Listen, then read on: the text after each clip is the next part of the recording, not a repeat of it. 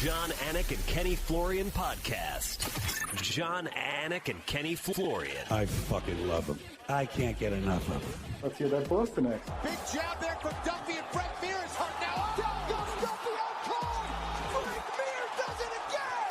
Rock'em sock'em robots here. Oh my goodness. Hyperbole. There are a couple of absolutely self-involved bullshit artists. Here are your hosts, John Anik and Kenny Florian.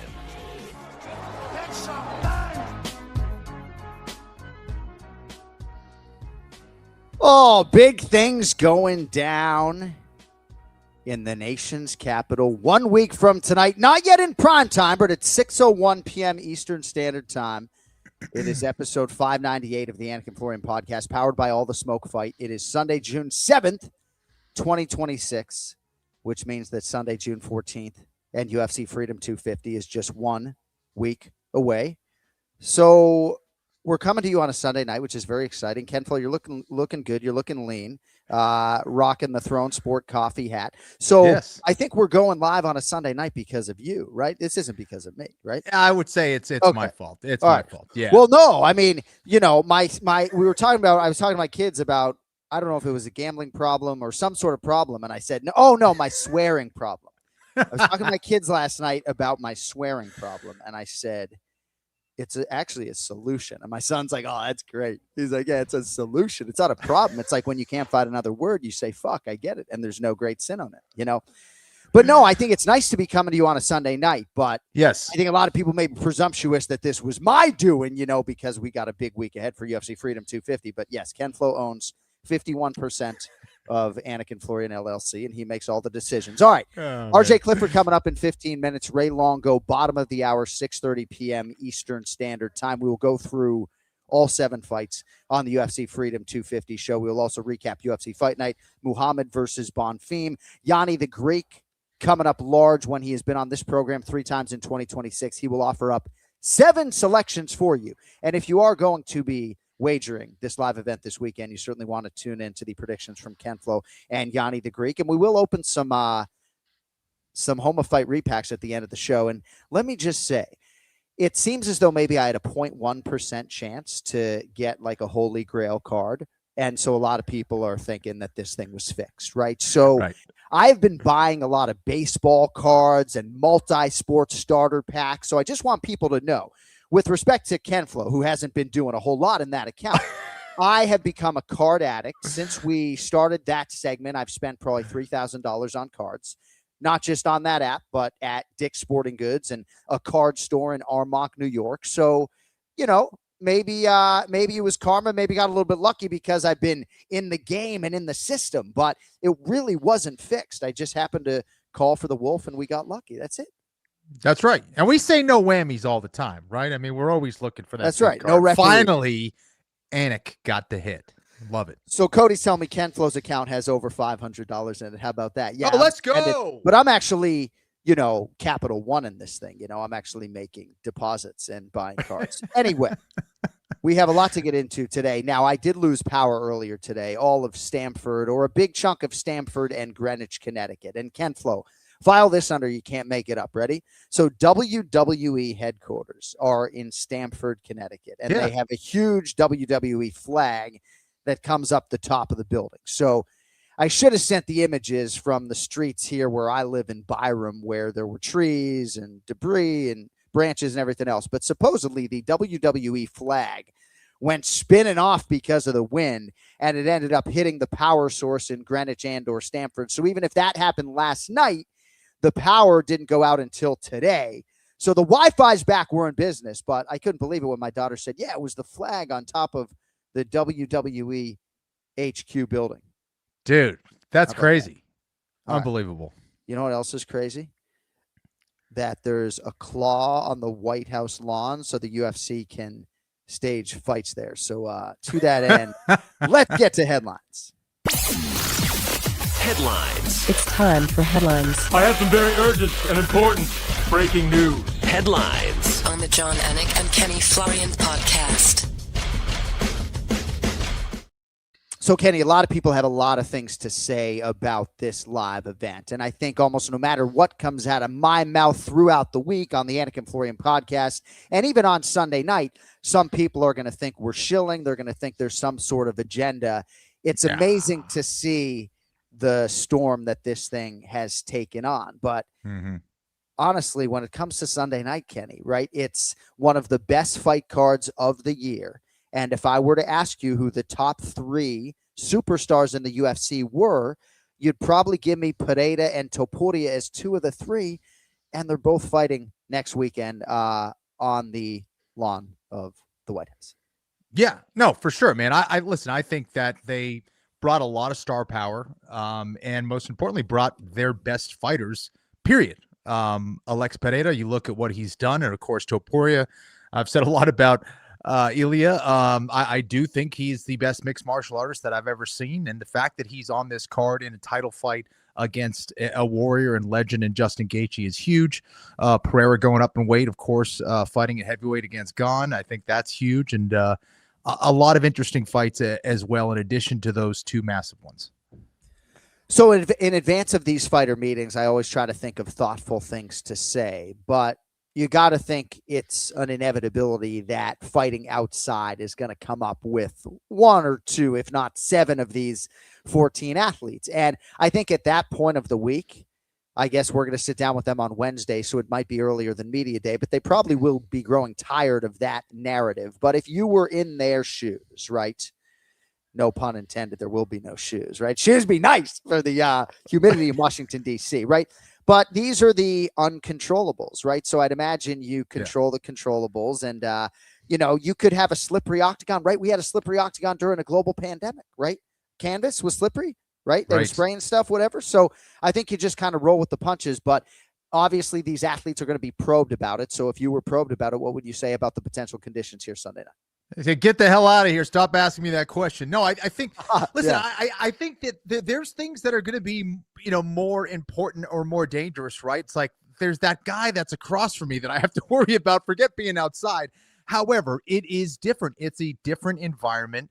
And sometimes being in a different environment calls for a different approach, whether it's like making sure you are extra hydrated, making sure your weight cut goes as perfect as can be, right? You don't want to go in there and, be dehydrated from the weight cut. And then, of course, leading up to the fight, it being so hot, all that stuff.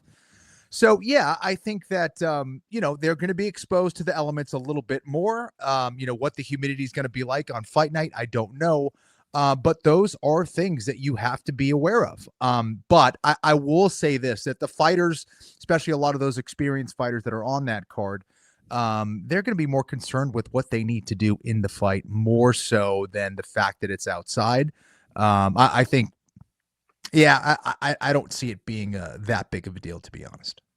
All right, I'm driving to Washington, D.C. Tuesday night. Very excited. A lot of UFC Freedom 250 stuff coming up over the next 2 hours or so. But this live event has a lot of special things planned. And I guess this is the first time that I have been with you folks, our podcast audience, since we had our first meeting about this live event. And, we're getting a national anthem, which is very exciting. There's just a lot of different things. I'm sort of thinking what I can share and what I can't. Most things I can't necessarily share. Not that I'm all knowing at this point in time, but just excited for the spectacle that will be Sunday, June 14th, 8 p.m. Eastern. I think it's live on CBS. I should probably know that. Cody, Nathan, this thing's got to be live on CBS, is it not? We're wearing a Navy suit. I'm trying to think what I can tell you. Wearing a white shirt. Might go red tie if it arrives. Might not. No American flag shirt? I'll probably have some sort of pin on the lapel. Okay. Laura Sanko, one of my colleagues, when our late makeup artist Susie Freetom passed away, who was, my best friend with the company. You may recall Laura had some of her scarves made into flowers that we wear on the suit at times. So I know Topuria's got some white flower thing going on. So I have a white flower from Sanko that is Susie's old scarf. So I'm going to wear that white flower if permitted, but it might just be stars and stripes on an American flag, little lapel pin. We'll see. All right. Yeah. We're getting simulcast Paramount Plus and CBS. So not sure how much of this UFC fight night you were able to watch, but I know you saw the main event, Gabriel Bonfim over Bilal Muhammad, 50-45 ×3. He wins by unanimous decision. And yeah, I mean, not a ton to unpack here. Obviously, there's a lot of welterweight depth atop of Gabriel Bonfim, even though he takes Bilal Muhammad's ranking. What did you make of the UFC Fight Night main event? To me, this was Bonfim proving to everybody that the guy is legit, and that's why everyone was really excited about him and his potential that he was bringing to the UFC. I thought that he executed a beautiful game plan. I think the athleticism to me was the thing that stood out most, John, was just his speed, his power, his ability to get in and get out, and also his discipline and his execution throughout that fight. I think that Bilal's a guy who's going to keep pressing. He's going to keep looking for a way to win, but Bonfim was just too good, too clean. I was impressed with his defense as well. Just did a great job of just winning those rounds. And even when there was close, like when they were close, he showed great awareness of what he needed to do to kind of bring it back into his realm. And yeah, I thought it was a very good and clean performance against a former champion in Bilal, who's never easy to defeat.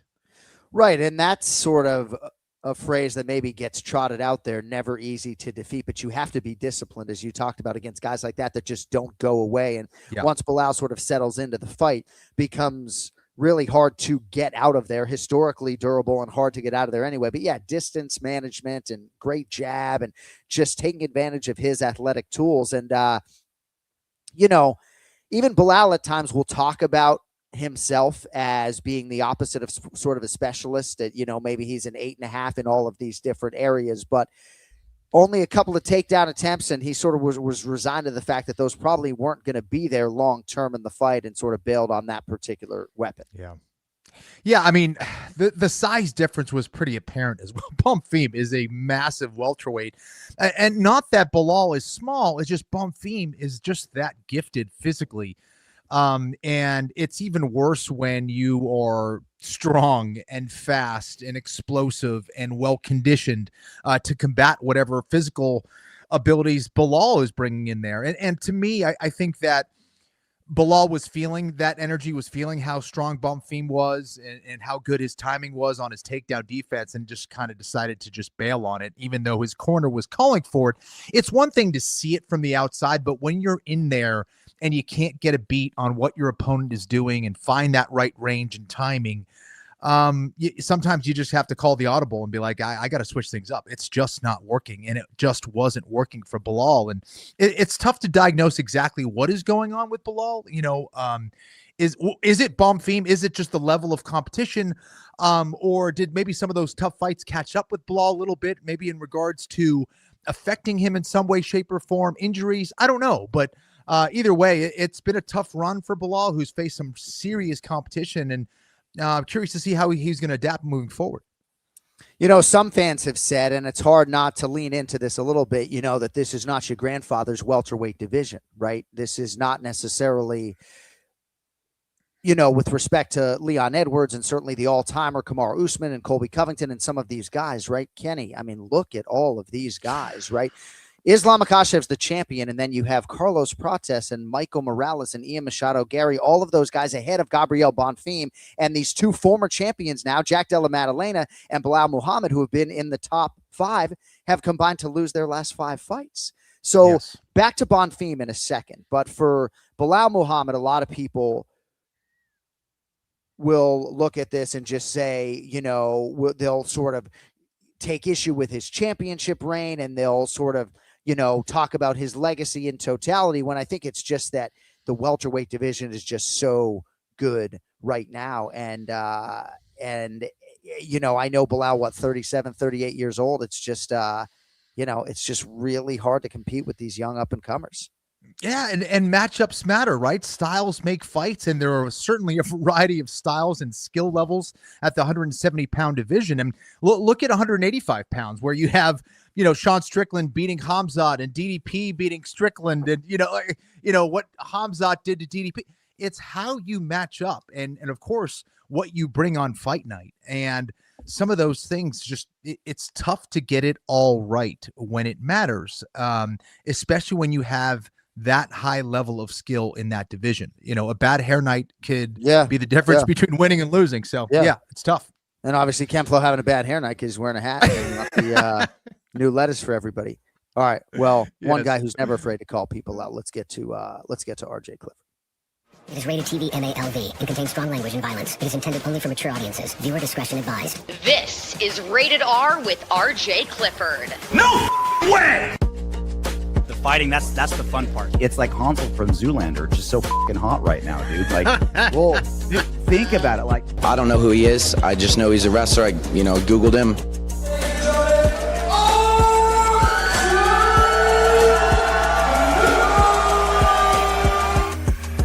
Only on the Anik and Florian podcast. And RJ Clifford going stars and stripes somewhere. Proud to be an American. Oh, that's good. You're on mute. You're on mute. We can't hear you. We can't hear you, RJ. He just said, "God damn it!" I read his lips. I hear. They're telling you to check your gear setting, but if you're audio only, RJ's got stars all over his jacket. He's wearing an amazing bandana, and yeah, I mean, this was going to be a grand entrance, and it's okay though. I mean, this is live television. This is the way it goes, right? Kind of like that weigh-in show of which you're a part when things just go completely off the rails. I was going to segue into Gabriel Bonfim's call out of there he is. Yeah, here we go.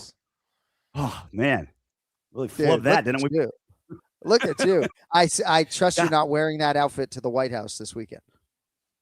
I need to send a picture of this to Candido and see if there's anything I can wear this at. Is there any occasion? Is there any event that? Yeah. I don't know if I'm getting invited to like a Trump dinner or not. It's still I'm probably a maybe on that list, but I feel like this would blend in nicely. I feel like it would add to the feels, I think if you can lend that bandana to John, I think we can maybe get like a let's go for that on top of that. And he will wear it. Yeah. John, let's go, dude. I mean, don't tempt me to get here he goes. Let's go for that. Here he goes. It's never far away. Let's go for that. Let's go for that. Guys, we are working on the Sabbath UFC Freedom 250 is such a big fucking deal. I mean, in 1 week, right? Dude. 249 years since Betsy Roth birthed the Stars and Stripes Flag Day in just 7 days. There's a fucking claw like Jim Carrey in Liar Liar on the White House lawn as we speak. There's going to be like 5 of the fighters on this card. Like that night will define their career. I'm not joking. That's not an exaggeration. Like Justin Gaethje, he either like finally gets the monkey off his back and becomes undisputed champion, or he just has to be the most exciting fighter ever without being a champion. Alex Pereira, 3rd division, right? I'm going to call him a 2.5 division champion because it's an interim champion, but still, it's at least 0.5 more than anybody else, right? Like if Josh Hokett looks amazing again, you can't tell me he's not going to fight for a title after that. I mean, there's just like up and down, man. Like what a everything like this card by itself and then everything around it. Like I think we get so dissected into like the minutia that we just take a bald eagle's view of the whole thing. And you're like, wasn't that long ago UFC was in Louisiana in front of like 1,500 people. Yeah. Banned everywhere else. It's crazy. Yeah, I mean, I go both ways, right? When I start prepping fighters, it very much feels like another show. And that's what I was doing a little bit of today. But yes, the magnitude of this thing certainly is not lost on me. And yeah, everybody wants to talk about it. And certainly there are a lot of legacies at stake. I do think, and I don't want to necessarily have this conversation, but that Gaethje's legacy, RJ, is pretty entrenched. This would obviously change everything were he to pull this off, But, I look at a guy like Steve Garcia kicking this fucking thing off, right? And I mean, you don't think he thinks that he's got something for Diego Lopez? He's been knocking everybody out, And so I think about a guy like that. I think about a guy like Kyle Dawkins, some of these guys who were maybe head scratchers at their inclusion on the fight card have an opportunity, Randall, to really do some crazy, crazy things. Yeah, John, when I think of this fight card, I'm thinking Kyle Dawkins. You're such an Steve. You're the pro because you got to get them all involved. You got to get all 14 guys involved in this, right? And if Diego Lopez, Steve Garcia, that is maybe fight of the night. Like just pure. I love that fight. Pure matchup, X's and O's, style wise, like pure action wise. Yeah, it's gonna be awesome. They knew what they were doing. Yeah. Yes. It's I can't wait to hear your open, John. Your main card. So it's interesting. started? And I want to talk about the Gaethje emotional stuff in a second. I haven't started in part because I don't have a fight card nor a format, right, RJ? We don't have a fight card yet. Is that right? I finally last night had dinner with producer Michael Ricci. Okay. And so you saw a card. I did not see a card.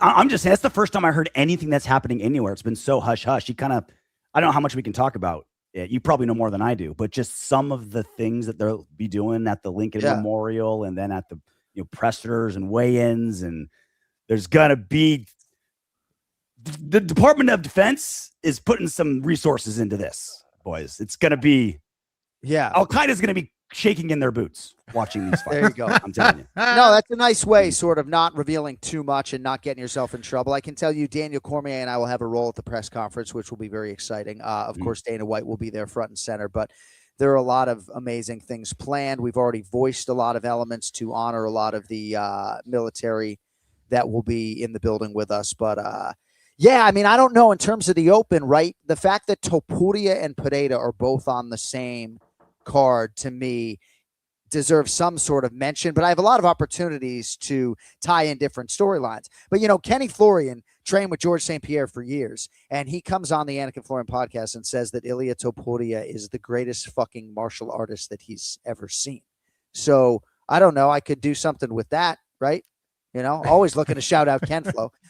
Maybe that won't be the open, but you know what I mean? Like Topuria is on that type of pedestal. So which direction would you go? I don't know. Oh shit, man! I mean, you have Alex Pereira as a co-main event. Fucking name, but I know. Pereira. The R is present. You can dress like this. I'm going to talk American. You got it right. Not speaking English. Not speaking Portuguese. We're talking American. Go ahead. You're done with this many stars. I'm sorry. Okay.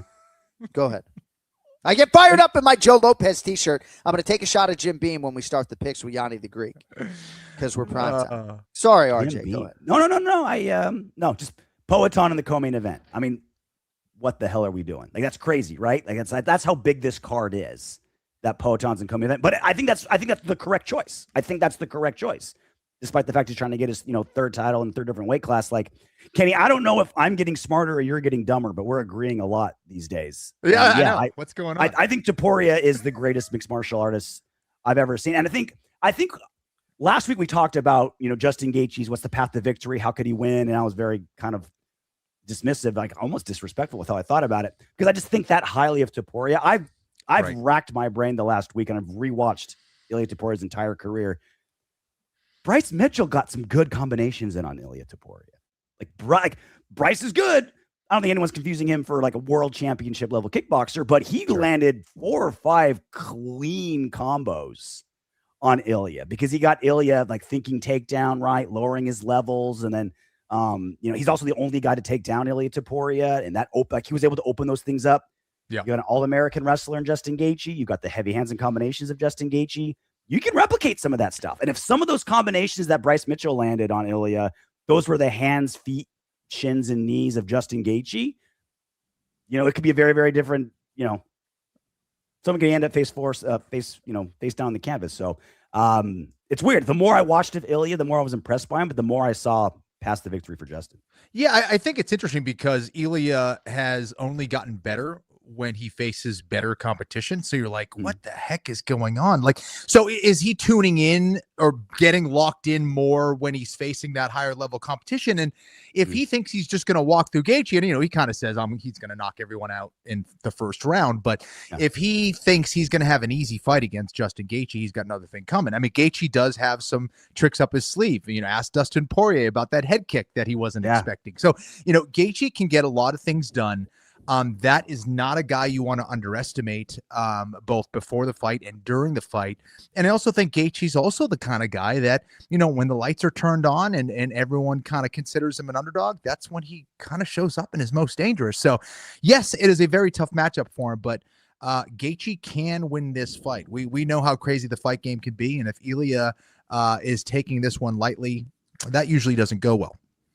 Rated RJ. RJ Clifford with us live on the Anik Florian podcast. I certainly don't think he's taken Gaethje lightly, and Ken Flo, obviously he's completely locked in. I guess I wonder, just relative to what GSP and John Jones and Demetrius Johnson and others have put on paper, that if Topuria slips on the proverbial banana peel or he gets knocked out by Justin Gaethje, right, then where does that put his status? Is it just like, hey, man, he just had an off night and made a mistake pretty early on into his championship run, and it's kind of that? Because, bro, when I hear Topuria talk about fighting with his brother and I look at what he has done, I can lean in like you guys. But as far as I'm concerned, in terms of greatest martial artist of all time, like, I got to see it in the octagon, whether we fight outside or otherwise, many more times over to put him in that class. Well, I think that's fair because we haven't seen Ilia Topuria for years and years. We haven't seen him at the level of consistency of a John Jones or a George St. Pierre for many, many years, where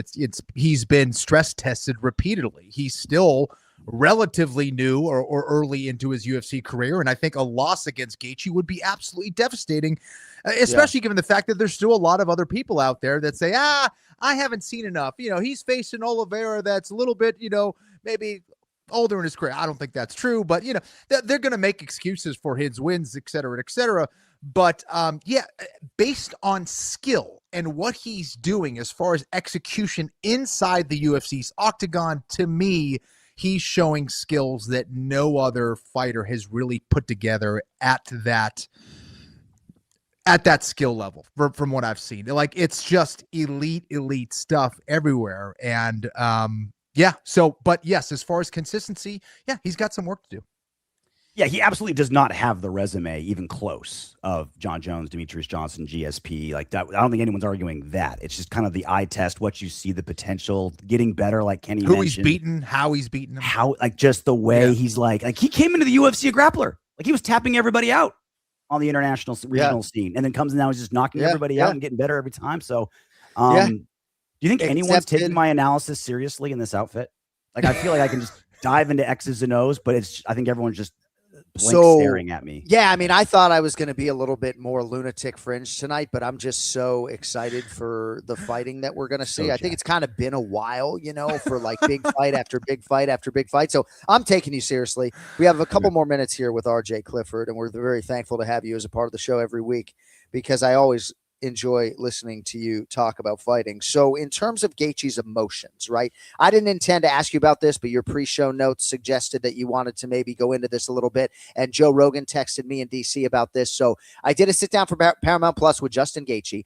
Now, it was a little bit of a chaotic day. I was supposed to interview Ilia Topuria. I ended up sitting down with Justin Gaethje instead. But at some point he said that, this fight game has basically rendered him emotionless, RJ. So I wanted to sort of get both of your, Kenny, I don't know if you saw the clip, but RJ, I want to get your sort of reaction to that.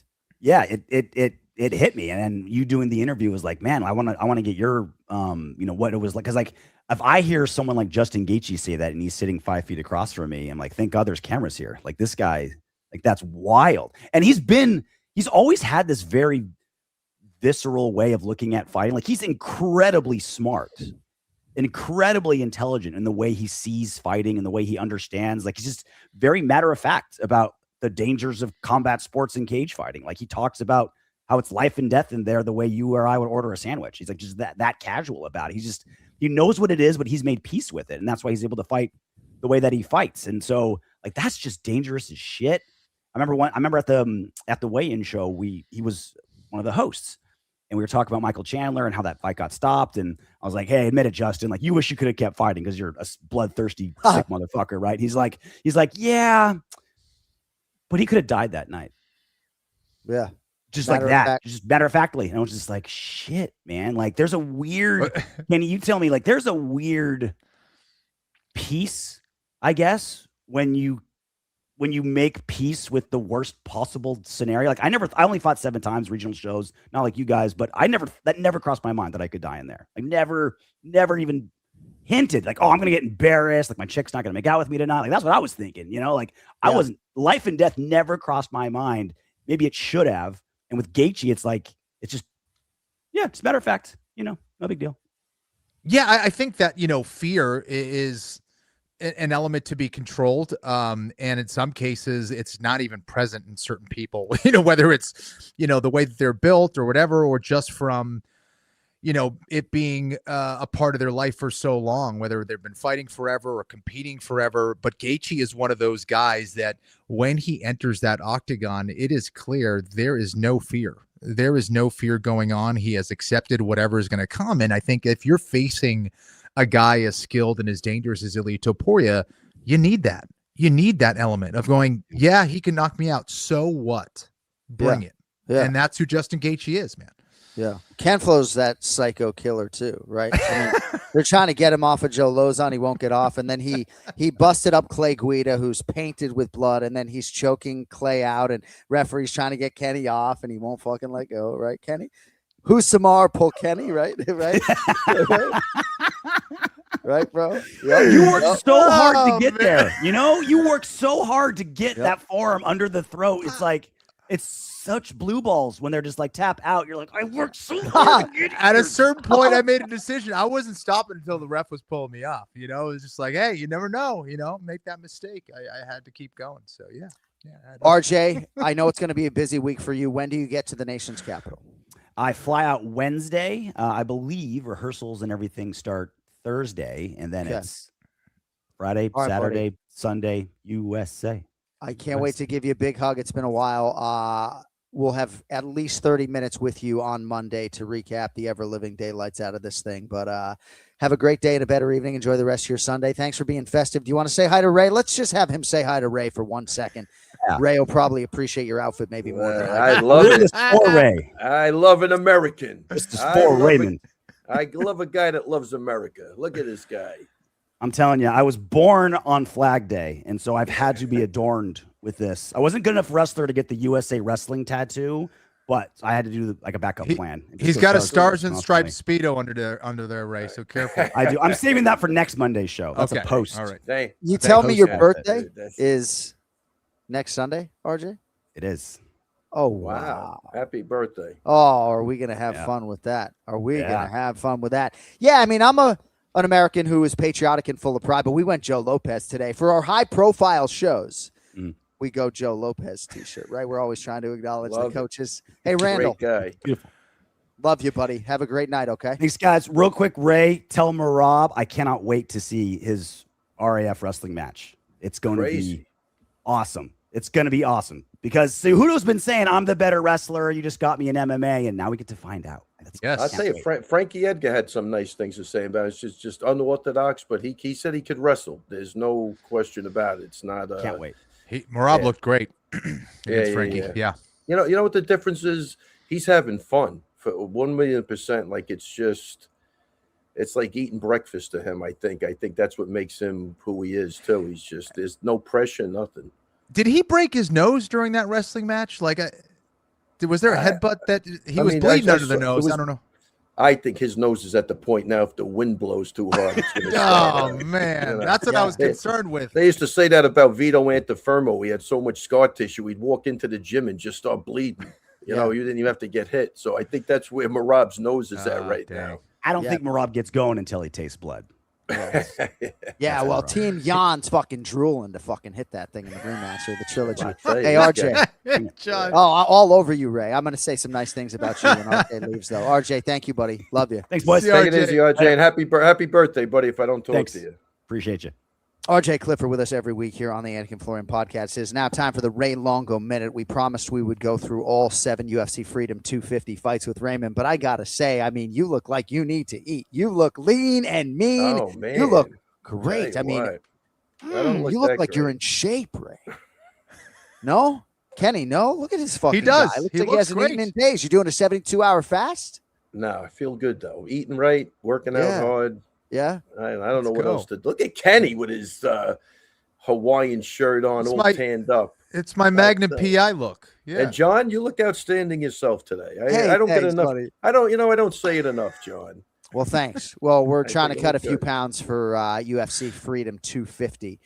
I'm arriving Tuesday for a Sunday show, so we've got a lot of things planned. We're very excited. You look good. Ray's fixing his hair right now. So my hair's all over the place. So It's not that I take issue with Kenny and RJ when they say Ilia Topuria is the greatest martial artist they've ever seen.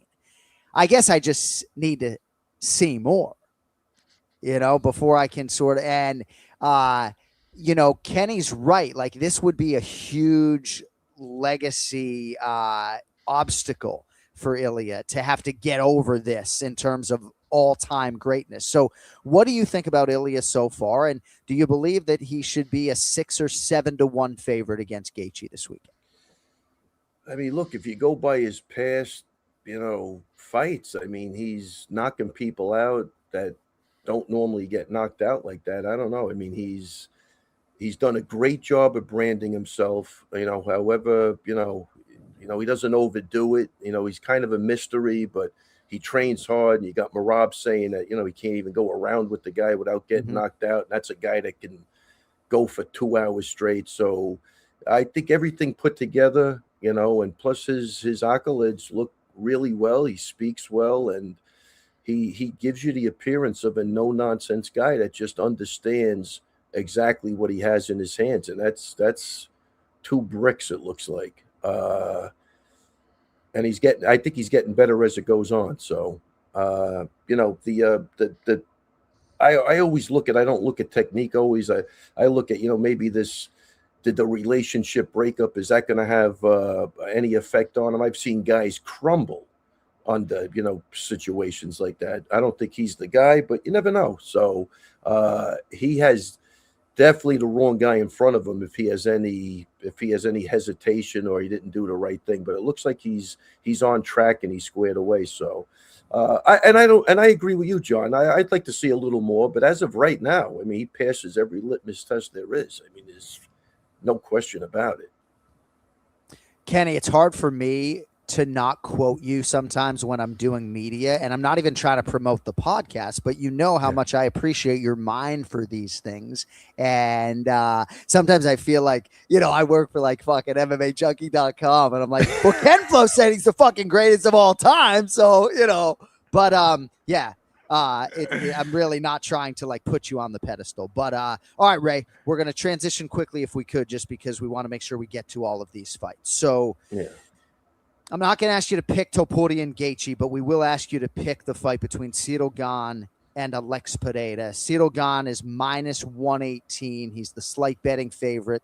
Poetan trying to become a 3-division UFC champion. I'm not saying 2.5, right? Interim belts on the line. The undisputed champ can't go. Who do you like in the interim heavyweight championship fight this weekend, my man? I like Alex Pereira. I think when it gets down and dirty in the pocket, if it happens like that, he's the guy. And I think he's got more kickboxing experience. He doesn't have to worry about the wrestling. So obviously it looks like it's going to be a stand-up fight unless Pereira wants to take it down. I think he's got a better shot at taking him down than the other way around. But I think his power is going to carry over to the heavyweight division. And I don't know. I just see him winning that fight. I think Gane does have to get on his bike and move and stick and move, see if he's got a speed advantage. Pereira leaves himself over, but it seems like he's comfortable doing that. He's comfortable getting hit to get a couple of hits back. And I think he's a dangerous guy. I don't care what the weight is. And they look like they measure up pretty damn close too. And height-wise, doesn't look like there's going to be like a reach advantage for anybody. So I'm going with Pereira on that. I think he's the tougher, more durable guy. Ken Flo, right now, DraftKings Sportsbook has the total round set at 2.5. Over 2.5 rounds, slightly juiced -130. Under 2.5 plus 100. What do you think about the matchup without revealing your pick? You think we're getting a long fight here or what? I do. I think we're getting a long fight. I think that Cyril Gane, he knows how to diffuse power pretty well. And he's not your typical heavyweight that kind of stands and bangs, where he's fixed into having to do certain things because of a lack of footwork. Gane has footwork. He has agility. He has speed. He might even be the faster guy here against Pereira. I'm not sure he's the more dangerous knockout guy. I think Pereira is certainly that. But I do think that footwork will play a role in this matchup, and Gane knows how to kind of win rounds or at least extend fights in that way. So I do think it will probably be a longer fight. Yeah. Yeah, I agree with that. If something's going to happen, I think even with Pereira, who I'm picking, I think it would be rounds 4 or 5. I think he's going to look to systematically break him down, like almost like what he did with Roundtree. And then once he gets you if he smells a little blood, man, he's just really good at putting the pressure on and mixing up the knees and the leg kicks and body shots. I think, like again, at this, there's a range where I think Alex is just way better. I think Gane's, I'm not saying a point fighter, but he likes to keep it on the outside and pep you. And I look, he did great with Aspinall, even though we didn't get a chance to see a lot. But this is a different guy. This is a guy that creeps in inch by inch. He gets close to you. Unless Gane can really do something to upset him, I don't know. I'm excited for the fight. That's for damn sure. I'm dying for that fight. Ray, I wanted to ask you about the O'Malley Zahabi fight. Obviously, your guy Merab prepared for him twice. 2 championship fights. What are your thoughts on O'Malley and where he's at this point in his career? And what do you think of Zahabi? And do you think he can get the win here? We went through this last time. I think he's his brother. I think Faraz, one thing, like, again, I was only in the gym with him once or twice, but my interpretation, he knows how to game plan to win rounds. I don't think he's going in there to do anything crazy. They're not looking for a knockout. They're looking to win rounds. That's I could be wrong on that, but that's my interpretation. And I think with a guy like O'Malley, you could definitely do that. You know what I mean? I don't think he's not knocking out high-level guys. He's a sniper. He's a one-shot guy. I mean, look, obviously Merab kept him on the back foot. He doesn't know when he's getting taken down. It's just a totally different fight, a frustrating fight. Zahabi better than me. I don't know if he could wrestle. I mean, if he's got decent wrestling and he could offset it like that, I think they find a way to win this fight. Plus 310 right now. That's a big number. That's a big one of the number. biggest underdogs on the card, and there are a lot of them. I think this is going to be a very technical fight. Or what I like with O'Malley, he did have to pull out that 3rd round against Song Yadong, but it wasn't an easy fight for him. You know what I mean? It's not like he's blowing through people at this level. And I just think in a stand-up thing, I get it. He's definitely the longer guy. He could use his reach, and he does have, knockout power because it comes out of nowhere more than anything, But I don't know. I just think this one I'm saying is this one I'm going with the camp, like, you know what I mean, which I normally won't do. I go to the fighter, but I think Zahabi's on a good roll. He's got good momentum, and I think Faraz is a really good game player, and he will break that down. That fight will come down to where, if I had to take a guess, like Zahabi's going to try to win the last minute and a half of each round. He's going to keep it safe for the first couple of minutes, and then he's going to try to steal the rounds like that. That would be my guess. I might be wrong, but that's what I'm guessing. He is a bigger underdog than Derek Lewis is. And we like that Ray Longo Minute mug you're drinking out of, by the way. But Josh Hokett is minus 345, and Derek Lewis is plus 275. What are your thoughts on the heavyweights? Listen, Lewis could always get you out of there with one punch, but I think Hokett's just going to be too much for him. I think he proved it in the last fight. I mean, the only difference is that how long ago was that fight? I mean, he got 6 weeks, maybe? Yeah, he got taken into deep waters. I don't know if that'll have any effect on him, but he's a fucking gamer, man. There's no doubt. I mean, there's no doubt. It's gonna be that's another fun. He makes it a fun fight, but I don't think he could stand there like he did with Blades, because Derek Lewis definitely has bigger power than Blades. Blades is still, I'd even say, a work in progress, even though he didn't look bad. But I mean, Blade's fight was April 11th, by the way, so a little more time than I thought. Yeah, still a quick turnaround. Yeah. I don't know. I think Derek Lewis, I don't think he could stand still with him. I think he's got to still move and do his thing and put him on his back foot. But Lewis always has that one-shot power to get you the hell out of there, even if he is older. That's the last thing to go, they say, and I believe that he could still get him out of there if he hits him the right way.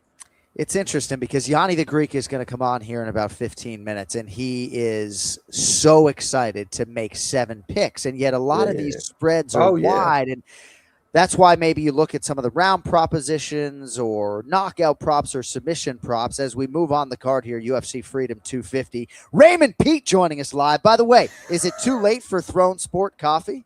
For me, it is. It is too late. But I had mine but I did have mine this morning. Yeah. So. I love how you come on last week. You're like, I got to tell you, this Throne Sport Coffee, as if we're like pushing fucking mud all this time. It's great. Well, you know what I mean? Like, the thing is that you're reading from a script. I don't know if that's sincere. I'm telling you from the fucking heart how good the shit was. Hey, guy, give us your script. Go ahead. Read it off the teleprompter. No, I mean, I don't have a teleprompter, and, I'm trying to not be sensitive, but a big part of my initiative as the guy who curates and writes the spots is to try to deliver them in a manner in which it doesn't sound like I'm reading, right? You know what I mean? To make it actually ingestible for everybody. But how good is that coffee? Yeah, it's good. I'm not even going to read the spot because you just murdered me what? On live radio. I tell you, Kenny, after that, I'm gonna actually go return the case I just bought from the supermarket. Like to report a murder? Did you buy more? You bought more? No, you didn't buy anything. Of course you did. This guy's crazy. I still got some Coca Mocha left, or whatever Mocha Coca. Well, you can get it at Whole Foods, online on Amazon, Walmart, their website directly, sportcoffee.com. Throne Sport Coffee, get going, keep going. I'm going to have a little sip, but I'm not going to go crazy because of the hour of the day. I'll tell you, I got a text from Anthony Delemy this morning. He said for the first time he saw it at the supermarket by his house. So they look like they're doing good. Yeah, I mean, that's and they sponsor, unlike the fucking Chicken Pound, they sponsor the Ray Longo Minute. Your peptide guy want to fucking sponsor anything or no? Oh, he's getting ready. We're going to be doing good with that guy. All right. Well, I mean, when you give out your cell phone number, right? I tell you what. It's a guy with some. You don't have to dox that guy. He doxes himself. So we got 13 more minutes with Ray. I feel like I should reserve the right to break up the UFC Freedom 250 discussion with some would you rathers, but no, I can't. What about last night's fight? All right, let's go. Bilal and, well, you tell us, man. I thought it was fine. I thought he was unrecognizable. Bilal was after the fact? Yeah, no. In the fight. Yeah. Why would you abandon what got you there? I was definitely confused during that fight. No, was it me? I think there are a lot of factors, but easier said than done. And I know that Bilal works as hard as any fighter out there, right? But wrestling maintenance versus the time he's spending striking. Kenny, get in here. Yeah, it was interesting. This may be completely dumb, but he came out to an interesting walkout song. And to me, it was kind of this loose Dominic song. Cruz texted me about the walkout song. Yeah. So I thought in his mind, he's going, okay, listen, I've been fighting way too stiff. I've been fighting to not lose as opposed to go out there and win. I got to loosen up and let my game flow. That to me is what the walkout music indicated to me, right? When he came out, I was like, this is a good sign. He looked present. He looked ready. And then I felt like after those 2 rounds, he completely just lost confidence in himself. That's what I saw. And again, it's really hard to diagnose exactly what's going on unless you're a part of their camp, right? 1 billion info. That I agree with 100%. But Ray, I do agree with you in the fact that like the confident guy that won the belt didn't seem like that was the same guy. And that to me, it's hard to say, okay, did he lose confidence because he's on a losing streak? Is he going in there with injuries? Is his body kind of busted up? I don't know what it is, but to me, he doesn't have that same kind of aura that he had before where it's like, he walks in, you're like, this dude's ready to fight and you feel it and you see it. So I don't know, it's really tough to know what's going on. And the other thing, to John's point, Gabriel Bonfim just might be that good too. These are not easy fights. These are not easy opponents that he's going against. He's going against the best guys in the world. Is it a bad streak, a bad set of opponents, or is Bilal not the same guy? I don't know. Yeah. I mean, look, you could see he's definitely still tough as a motherfucker. Yes. It throwing hard, but a little wild, you know what I mean? But he had a couple of, his left kick, he's got some sneaky stuff, but it almost, and I'm not saying this in a bad way, but it kind of goes to what you were saying with the walkout. It was almost like he was medicated. Like he was that calm where he was, is it catonic? Is that the word I'm looking for? Where he was just, didn't look like he was totally present to me and moving backwards, not pushing the pace at all. I don't know. I put it this way. I expected something completely different out of him. And I'm not sure, what would you think was the game plan after the first 2 rounds? What was it? Well, Mike Valley wanted him to get inside. He couldn't get inside. Yeah. But I just think sometimes,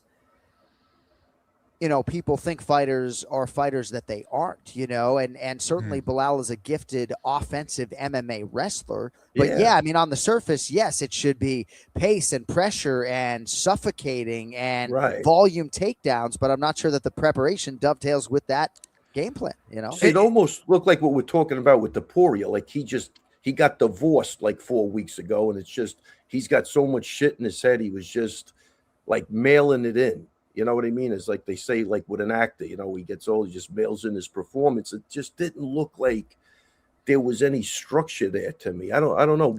Even the moving around backward, that's not the way he fights. And listen, there's still a million guys he's going to beat the ever living shit out of. There's no question. Even based on that, it's not like it was just this fight in particular that I thought something was way off. I also think sometimes a blueprint is set for a certain fighter and everyone just kind of, copies and pastes and does that same execution of game plan. It's like, well, that's it. That's how you beat that guy. It is set in stone. And if you don't have crazy versatility, or if you're not a true specialist like a Khabib Nurmagomedov or a Damian Maia, then it just becomes that much more difficult, where now you kind of need this time off to kind of evolve as a fighter. And that might be the case of Bilal. That's what I think, looking from the outside in, is that maybe that's my diagnosis, if you will. But this sport is freaking hard, man. No, it's tough. Yeah, I mean, I hope, that's why I say I don't like even sometimes when any of us get criticized, because that's the first thing. I respect the fight is, we have to make a criticism or we have to do an analysis of stuff. And, I don't want that taken the wrong way, but I mean, I've been there with my fighters. It's tough. And when they lose, we always say it's hard to get back on the wagon. He didn't look like that, though. He just looked like he changed something, or, it wasn't I would say they give him a decent matchup. He's winning his next fight. Well, and that's not the thing. Sorry to interrupt. Every champion doesn't just snap their fingers and become 30% better because Teddy Atlas says they do. And I do think for Kenny, right, sort of getting back to maybe what really would be really recognizing what his strengths are and taking the developmental time at 37 or 38 or whatever and really leaning into that. But, Sean Brady, right? Just think about what Sean Brady would be able to do in a lot of these matchups, right? And so let's say Bilal now, Kenny has to fight in Ray Joaquin Buckley, right? That's the fight that makes sense for Bilal right now, is to fight Joaquin Buckley. And his game isn't Sean Brady's game. Like, he can't do that to Joaquin. Right. Yeah. So... Yeah, in the back of my mind, sometimes I feel also, and I don't know, this again could be completely wrong, but the UFC kind of, whether they say it or don't, puts pressure on you not to wrestle. They want exciting fights. And I think sometimes by abandoning what you do really well and what got you to the dance, you start acquiescing to the outside voices, which I think that would be a horror show to me if that was the case. But I kind of was getting that kind of feeling too. It's like almost like what Mozart did with who's the last guy he fought. He stood up with him. He wasn't going to wrestle with him. You know what I mean? I want to prove I'm a striker, and it worked out for him. But I think for Bilal, maybe it's too late at this point. You can't start changing at 37, 38. You don't even, I don't think you take the shots the same way. You know what I mean? Like, it's just a lot of shit changes. But I don't know. That's just kind of what I was thinking in my head.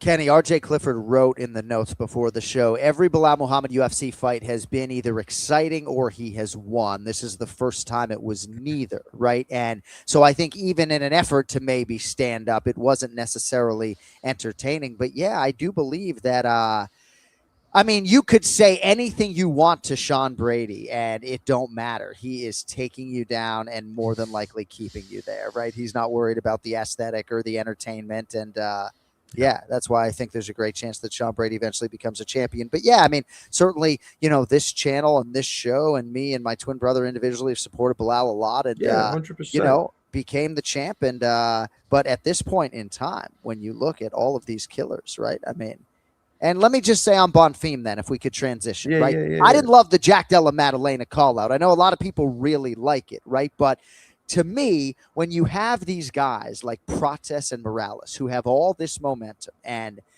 maybe neither one of them is going to get a title fight because Makhachev is going to fight Ian Machado Gary. Even if you don't get Prates or Morales, those are the guys, right, with the winning streaks that are going to resonate with the masses, not Jack Della, who just lost a couple in a row. Now, I understand from a ranking standpoint why Bonfim is going in that direction, but I didn't like the call out. I know Paul Felder did. I would rather have seen him aim a little higher for the guys who have the momentum right now. Kenny, any thoughts on that?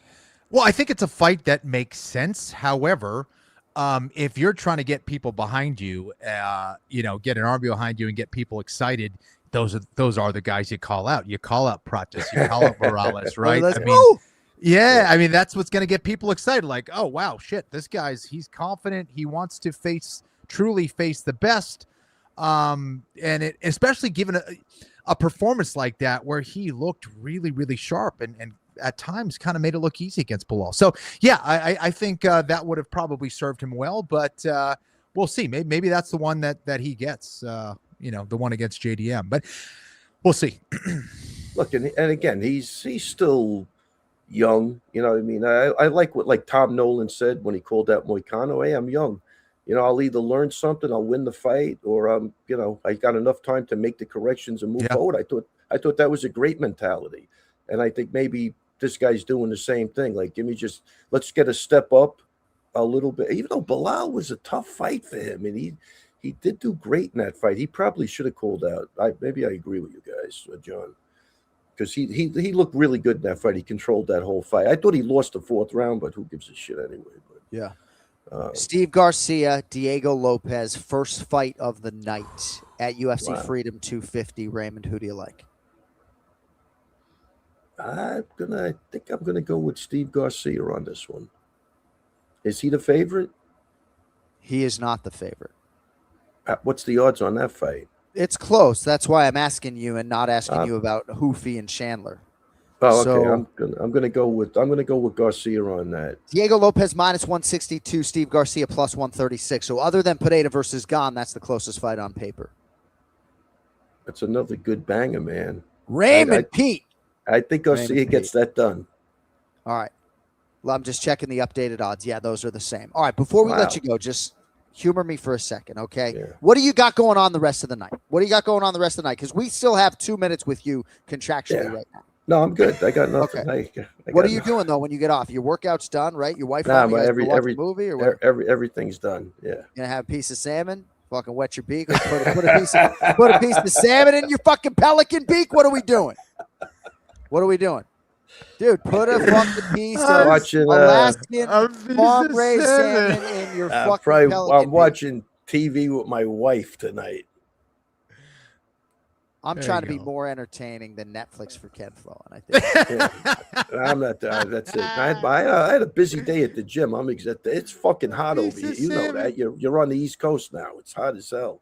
Ray, would you rather lose the ability to cry or cry every day for 20 minutes randomly? I'd rather wet my beak with a piece of salmon. Wait, what was the question? Would you rather lose the ability to cry or cry every day for 20 minutes randomly? I'd rather lose the ability to cry. I'm crying all the time. I might start crying right now. You say something that's tragic, I'll start bawling right on the fucking podcast. I have no shame anymore at all. It is nuts. As you get older, it is getting bad. I can't even. I watch a tug of war, and my kid isn't even involved. I'm crying for the winning team. Like, I got real issues. Ray, would you rather be able to control animals or be able to see into the future? Ooh. I'd rather control animals. All right, imagine Keflo being like, "Hey, can you go attack that motherfucker and just bite his leg?" Yeah, humans or animals. You can control us all. Like Doctor. I'd rather be like Dr. Doodlin. Get those animals under control. I actually lastly, control Ray, a lot of animals at the gym. I already do that. That's right. That is true. Ray, would you rather be physically stronger than most people or be able to fly? Oh, man. I'd rather be able to fly so I could fly away from everybody. Jeez. Cody, get him out of here. I'm already physically stronger than everybody. You're talking about my age or just in general? I mean, you're the best sled pusher in Garden City, New York. Oh, God, you ain't pushing that. Come down. We'll have a sled pushing contest. Okay. Okay. He's taking the challenge. How are you? That's like my worst exercise in the gym, but okay. You're worse than Bonfim with his call out of, okay, I'll do it. Give me some, say it with you like you mean it. Like, I'll push that sled through a fucking wall. I guess I will do everything in my power to channel my best inner spirit and push the ever-living daylights out of that thing. Right? When's the next time the coffee's coming in? Let me know when you run out, and we'll send it back to you. Okay? I'm out of the cold brew, so feel free. All right, Dennis, if you heard that, Throne Sport Coffee. We'll get more on the way. Enjoy your evening. We appreciate the time, especially on a Sunday night. Enjoy UFC Freedom 250. I'd imagine you'll be watching live on CBS 8 p.m. 1,000,000%. I'll be looking for you too, my man, my buddy. I'll be the one in the blue suit with the red tie. Thank you, buddy. There you go. Have a great time. Be careful. I'm already hearing through the FBI there could be a couple of attacks, but I'll talk to you later. Take it easy. God. Love you, buddy. Thank you. See you, man. Bye. Interesting note on which to go out. I don't know if that was comedy or a warning or. Well, there's a lot going on in the sports world right now. The Cup is taking over the U.S., as Ken Flo knows, and only DraftKings has you fully covered. The DraftKings Sports app is now available in all 50 states and includes all markets. You're in on the excitement at the speed of sports. Sweat all the matches you love, all in one place with one application. And new DraftKings customers, you know we're coming correct. Sign up with code AFPOD. Spend $5 to get $200 in rewards within 21 days. That's code AFPOD in partnership with DraftKings. The crown is yours. Bet with DK Sportsbook. Gambling problem? Call 1-800-GAMBLER, 1-800-MY-RESET. New York, call 877-8-HOPE-NY or text HOPE-NY. Connecticut, call 888-789-7777. Visit ccpg.org. On behalf of Boot Hill Casino in Kansas, bet tax pass-through may apply in Illinois, 21 plus, void in Ontario. Event contract trading with DraftKings predictions involves risk of loss. Sportsbook bonus bets expire in 7 days. $50 in prediction dollars issued weekly for 3 weeks, expire in 1 year. Redeem one non-withdrawable reward. Availability varies. Predictions offer void in New York. Ends June 28. Terms at dkng.co/audio. All right. We got a lot of high-level business to attend to. And there's only one man for this job. Gianni the Greek Corrales. And whatever your Aaron Judge MVP ticket is, I'm going to pay you some of that money because he's now injured and I feel badly, but he's going to miss 6 weeks. And I guess if he comes back strong, potentially I saw still on the DL. Yeah. I saw that. So have you been playing the NBA Finals? Do you have any New York Knicks action, either future or otherwise? What have you made of the NBA postseason thus far? Listen, the Knicks are legit because they had the number one defense, and they showed that even with that easy strength of schedule, that wasn't their fault. Like, that was the question mark. Statistically, they were number one defensively, but it was against the 30th strength of schedule. So the question was, if they play a true top 5 team, how are they going to perform? And they showed they are legit. And I know a lot of sharp bettors that's cost them money, chasing that San Antonio something, because on paper, they are the better team, just like in the NHL with Carolina and Vegas. I mean, Vegas wasn't even the second or third best team in the West. And I saw a lot of sharp bettors lining up on Carolina, bet Carolina after they lost game 1, and then, just kept chasing with Carolina. So, yeah, both dogs in both those series. I'm sure the books are doing really well. I'm just picking off game by game. I don't have much future action or series action. I had a future on Carolina. That's all that's left. And it doesn't look good now with Vegas up 2-1, but still live. You bet the World Cup? Yeah, I'm excited for the World Cup. I spent the last 2 weeks with my quant getting together power ratings for 50 countries, more or less. Wow. So, amazing. Yeah. I got it. Right here, Johnny. I'll tell you. Everybody's excited, with the USA. It's just not going to happen. I forgot where my guy has them, but. All right. Well, I'll be tailing everything you throw my way. Spain, Argentina, France, Portugal, Brazil, top 5. Power rating wise, Spain, Argentina, France, Portugal, Brazil, in that exact order. England and Japan right behind. Well, my heart's with Brazil, followed closely by the United States of America. All right. UFC Freedom 250, Topuria versus Gaethje. A lot of wide spreads, but the first fight at featherweight is not one of them. Now, I don't even have a fight card. I know Gianni the Greek is on some of these inner email chains with the UFC as well. I don't even have a fight card, but I believe this is the opener.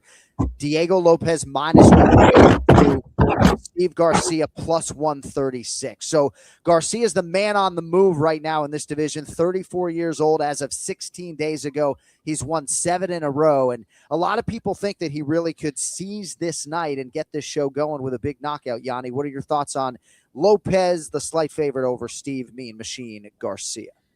You would almost never get value on a fighter like Garcia, except in this spot, because he's coming in off of 3 straight bonuses in his last 4 fights, 7 straight wins, a lot of finishes, which is what bettors like. And more importantly, he hasn't been charging you a lot at the window. So these guys, usually you're not going to get any kind of discount on them. If anything, you're going to be charged a premium. But across from him is none other than Diego Lopez. And unfortunately, from a betting perspective, he's the victim of his own success, meaning you're never going to get line value on Diego Lopez unless something drastically happens and changes the landscape, because he's such a huge fan favorite. And those fans are willing to back him at the window. So you're always going to get that premium attached. Like the book's always going to shade the line towards that bias that Lopez is going to attract money at the betting window. And here he comes. He's lost 2 of his last 3. Obviously, it was against Volkanovski, so this is a step up for the Garcia side. But I do think he's live in this one. The advantages for Lopez are obvious in the data. But still, there's a lot of variance when you're looking at 2 finishers at the rate that they're at, finishing rate at this weight class. Like, there's just way too much variance to lay any kind of chalk. For me, it's Steve Garcia or pass. I actually bet a little on Garcia, but I'm kind of waiting, John, till closer to fight night, because real quickly for bettors out there, this is a different fight card than any other. This is like a Super Bowl when you're betting NFL, meaning it doesn't matter what the sharp bettors do. There's going to be so much public money outweighing any kind of sharp money that the betting lines, that's what it's going to reflect. Kind of like the Super Bowl when it comes to props, they don't really care what the sharps are doing because they know they're going to get overwhelming public to offset that. And that White House card is set up perfectly for that. And I think this is one of those fights where you're going to see the Lopez money come in and sharps will be picking off Garcia. If they could get him at +150, they'll pick it off 155. They'll be picking off the pluses throughout the week. But the line should continue to move up on the Diego Lopez side. I wouldn't wait, but I do think Garcia's live. I think it's closer to a coin flip than one fighter being a 2-1 favorite over the other. So for me, it's Garcia. Yeah, a lot of valuable stuff in there. I've never been approached in public more about a fight card than this one. So Steve Garcia, he was on the Anik Florian podcast recently. Kenny, strength of schedule, good, not great. Wins over Melchizael Costa, Calvin Kattar, David Onama, which was a main event. And now he draws the division's number 2 ranked contender, the tried and tested Diego Lopez. Kempflo, we need a prediction, not now, but right now. This is a very interesting fight. I think for Steve Garcia, I'm still trying to figure out how good is he for real. Now, we're going to find out here against Diego Lopez, who I love what he's doing. He's mixing things up. He's been training over, I believe, at Oklahoma State. Currently has one of the best coaches in the country in David Taylor, legendary American wrestler. And Yeah, I like the fact that he's moved there. He's moved his whole camp there. And I think that's going to be something to watch, watching that wrinkle in his wrestling game, perhaps to try to put Garcia on his back and win with his superior submission game. I think that's his easiest path to victory, because as a striker, I think Garcia is a freaking problem. Now, John, I agree with you here, and that's why I'm kind of leaning the way of Diego Lopez, is that strength of schedule. And I can only kind of go on what I've seen and who they have fought. You look at Diego Lopez's his last 4 fights, of course, 2 of those being losses against Volkanovski, the great Alexander Volkanovski, and then the other one against John Silva and Brian Ortega. High-level guys, another one against Dan Ige. And for Garcia, facing Onam, Cater, Kyle Nelson, it's certainly not the same kind of name power or skill level of those guys. So that's why I'm leaning the way of Diego Lopez. And I think watching his wrestling in this one will be critical. One quote I came across prepping Steve Garcia today, Kenny, in terms of starting his MMA training for self-defense, he said, from the first submission, I was hooked. So jiu-jitsu was the impetus for Garcia getting addicted to mixed martial arts, but certainly not necessarily on that Diego Lopez level when it comes to the grappling. All right.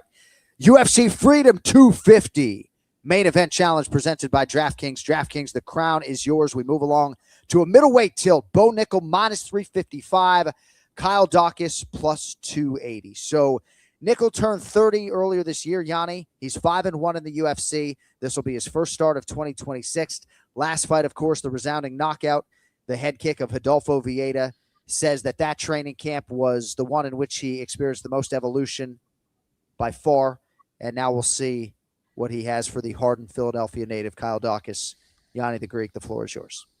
The difficulty in capping Bo Nickel is the lack of data in this being only his 10th pro fight. And, his 7th in the UFC, and he's only averaged about 7.5 minutes per fight. So there's not a lot of data. And more importantly, he's someone that's going to continue to grow and evolve as a mixed martial artist, because he's coming over late, coming over from wrestling. And like each time he steps in, you expect a different version of Bo Nickel. It's tough to price. But when you compare prices, this is about the same line that Bo Nickel was against the Ritter. That's where I think it's kind of coming up short on the Nickel side. That the Ritter loss kind of gave that cloak of invincibility was taken off of Bo Nickel, because I remember from the Contender Series when he was running through those 2 Contender Series, it was like, who are they going to give him first? When's he going to get in the top 10? Like, it was nothing but the sky's the limit for Bo Nickel. And I think his stock just took a hit so hard in that the Ritter fight that you're going to get some value on a Nickel that you otherwise wouldn't. I think he matches up here well with Dawkins. I don't think Dawkins can be able to sub him. I think in the stand-up, Nickel continues to improve. And with his wrestling, I just think he's always got that in his back pocket. I like Nickel here. Anything up to minus 400, I think it's the right side. I wouldn't lay more than that. But I think he wins this fight 8 out of 10 times. I really do. Great free roll for Dawkins and return to the UFC. Great job. I just think it's a huge uphill battle here. It's a good spot to get Nickel at a cheaper price. I think we'll look back at this and think Nickel should have been about minus 550, 600 when it's all said and done. Beautifully set up on Bo. I don't really have much to add. Kyle Dawkins certainly has some good submissions. Ken Flo's got a lot of confidence, and certainly I think hardened by fight experience, having to leave the UFC and then come back. Good start to the second UFC stint for Dawkins, but this, of course, would be by far the biggest win of his career if he could get it. Ken Flo, Bo Nickel, Kyle Dawkins, your thoughts? Yeah, no question on Kyle. I think this is a huge fight for him. Is he going to be skilled enough to catch someone like Bo Nickel either on the feet or on the ground? I'm not so sure. I think that Bo Nickel's athleticism is always the thing that kind of stands out for me. Of course, his wrestling is world class. It's very, very good. His ground and pound, I think, is where he wins this fight. I think he moves well on the feet, but to me, I think a sign of a good striker and someone who's comfortable is when they start to throw 3, 4, 5 strike combinations. And we're just kind of seeing that come out from Bo Nickel yet. So I don't think he's so comfortable on the feet just yet. So there's an opportunity for Dawkins, I think, on the feet, maybe with a knee, catching him coming on the way in, maybe doing something similar to what RDR did. But Dawkins, I think, is a good fighter, but I do think this is a pretty good matchup for Bo Nickal. So I'm with Gianni here. I like Bo. And if you're a young fighter listening to the Anik and Florian podcast, Sean Shelby looks for combinations on film. So throw a lot of them if you want to get signed. All right. Widest spread on the card is this fight at lightweight, Yanni. Mauricio Houfi minus 675, Michael Chandler plus 490. So Houfi will be 33 days after the fight, persevered through a bad illness, and still finished Rafael Fiziev earlier this year at UFC 325. So impressive when you have context to that win. Early returns since he aligned with City Kickboxing have been quite good, but near minus 700. I mean, Yanni, what do you do with this one? And it's only moving in one direction. So if you're going to bet the Houfi side, you probably got to get creative and figure out a method of victory, which makes it a little bit harder because you got to now go a step further than just picking the winner and figure out how it's going to get done. And, mixed martial arts, there's just so much randomness involved. But I like how Houfi bounced back off that Saint Denis loss. And I know that the talk's going to be wrestle. Go in there and wrestle. Use your wrestling, Chandler. Go in there and grapple with them. Do what Saint Denis did. But Chandler's not going to do that. He's going to throw caution to the wind. He's going to throw bombs on the White House lawn, and he's going to try to land a big bomb. That's what I expect. And this line reflects that. You're looking at a guy who's 40 now, has fought twice dating back to 2022, lost both those fights, 1-5 his last 6. This is a line that's a fade of Chandler. It's no disrespect.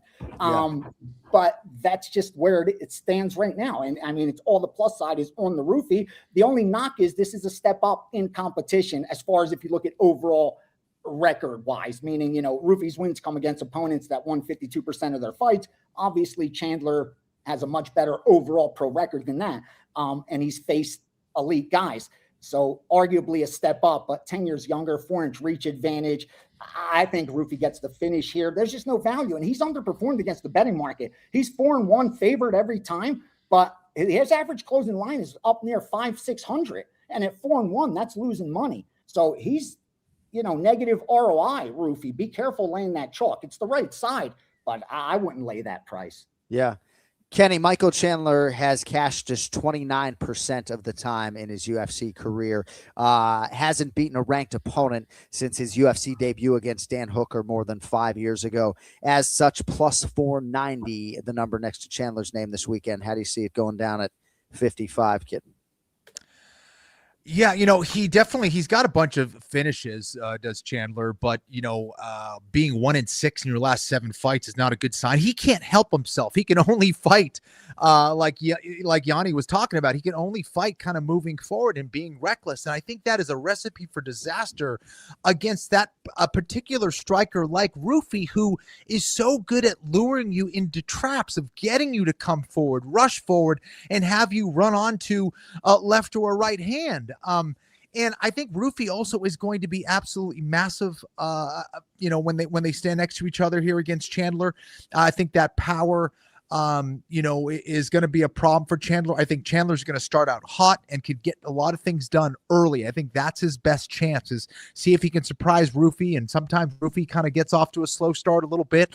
So I think if Chandler can get off to a good start, maybe surprise him with something big, hey, maybe he can get the win here. But I like Houfi here, and I like him a lot. Just the way that they match up and the way that Chandler enters into his strikes, I think it could be a recipe for disaster, and I see Houfi getting a KO here. There are 5 big underdogs on this fight card. The 2 non-big underdogs who are still underdogs are Steve Garcia and Alex Pereira. And I just think for overall excitement and entertainment, fellas, I'm just going to be a fan for a second.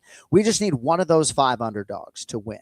One of the Dawkinses or Zahabis of the world has to produce a moment, or Chandler, to give us something to sort of chew on a little bit. All right, moving on now to the lone late addition to the card in the heavyweight division. Josh Hokett, minus 345.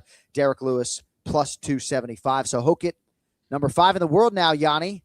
The extent to which he's the real deal, we'll find out, but he's minus 345 this weekend against the Black Beast. Go ahead. I absolutely love Josh Hokett in this spot. And I think this price is so discounted, it's probably one of the best bets on the board. And listen, I get it. I'm going to hear it all week, and I know I'm going to get some backlash for it because of how dangerous Derek Lewis is. But like John, I navigate through the lens of probability, not certainty. And for me, that's what it comes down to. I know there's no certainty in the world, especially when it comes to the heavyweight division in the UFC. But with that said, I got to look at the probability. And right now, you're looking at a 41-year-old Derek Lewis.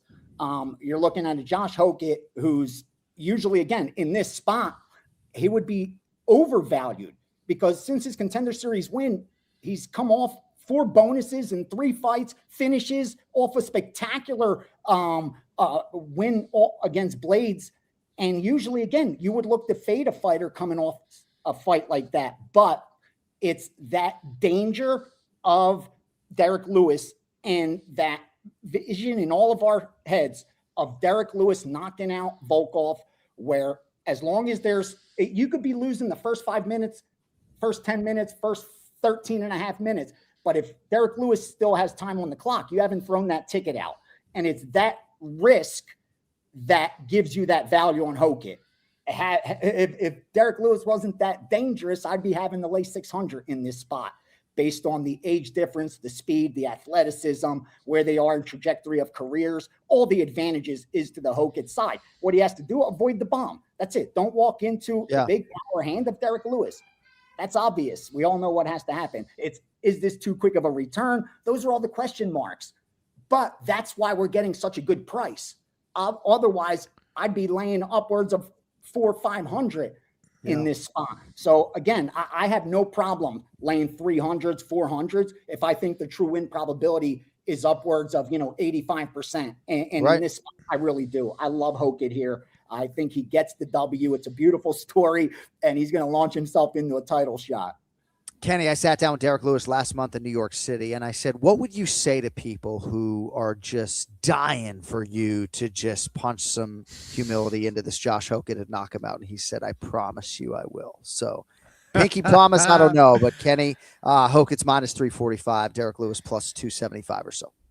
Well, I think one of the big mistakes that Josh Hokett could make in this fight would be to get as reckless as he did in that last fight against Blades, where he'll do that though. Like against I Blades, hope I not. Think he saw that it wasn't as threatening. You know what I mean? No, and you're absolutely right, and that would be tough. Now, I also think, Gianni, that's dependent on Derek Lewis's ability to consistently stop the takedown, which he does not have the wrestling of a Curtis Blades, right? So I think Hokett was forced because of Blades' ability to get back to his feet and wrestle up and, thwart a lot of those takedown attempts. So Hokett was kind of forced into that game plan. But it showed how Josh Hokett didn't give a flying you-know-what. He was like, okay, whatever. If I need to get knocked out, fine.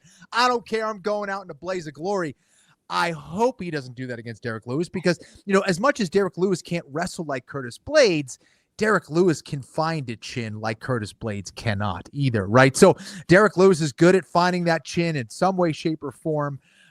So he's got to pick his spots. I just think the speed of Hokett on the wrestling, that tenacity of, chain wrestling, putting Lewis on the ground. I see this ending up on the ground with Hokett getting some kind of a TKO. So tough one for Derek Lewis. But again, I like his odds if Hokett decides to kind of just brawl out there. Derek Lewis will have a shot, but I just don't think his takedown defense is good enough, John. Hokett's UFC-issued fighter bio says he has an alter ego called the Incredible Hoke. So we'll see which version shows up to the fighter meeting on Wednesday. All right, bantamweight division. The former champ Sean O'Malley, minus 395 or so, versus Ayman Zahabi, plus 310. Zahabi's going to unveil a new nickname this weekend, by the way. Nice. The time's got to be now for Ayman, Yanni, right? He's 38. He's won 7 in a row. Last 2 against Jose Aldo and Marlon Chito Vera were close, but they have positioned him for, a massive opportunity against the division's biggest name, Sugar Sean O'Malley. Now we find out what he could do with it. Gianni the Greek, what do you think? Yeah, and great job by Zahabi. I mean, him and his brother, the way they put this win streak together, they're on the White House lawn fighting the UFC 250 against Sean O'Malley. So great job. He did what he's supposed to do. He's 5-1 as a favorite, handled his business. Here's the problem. I don't think he matches up well at all with Sean O'Malley, meaning O'Malley's going to have just a lot of advantages. Number one, physical advantages, 7 years younger, 4 inches in reach, even his stance working from switch. I like the O'Malley side. Then strength of schedule, all to the O'Malley side as far as being tested under these kind of conditions, under the lights. Like, this is a big, big stage. Don't get bigger than this. O'Malley's been there. O'Malley has done that. All new for Zahabi. Those are all negatives. And then when I dug into the box score for Zahabi, here's what I find. The way to beat O'Malley is the Merab blueprint. Merab gave us the blueprint. The problem is Zahabi just doesn't do that. In fact, not only has he secured 0 takedowns in that 7-fight win streak, but he attempted 1. That's it. He attempted 1 takedown in that 7-fight win streak. So it's not like he's going to change up his style. Standing there across from O'Malley with that reach, that power, that technical striking, I like O'Malley. I think this is going to be a good spot for O'Malley to get a nice W. I like he's coming off the Yadong wing. He got that bad taste out of his mouth from Merab. He sees nothing but a path to the title in front of him. I think this is a good spot for O'Malley to go in there, get a nice finish even with a nice knockdown, get the W.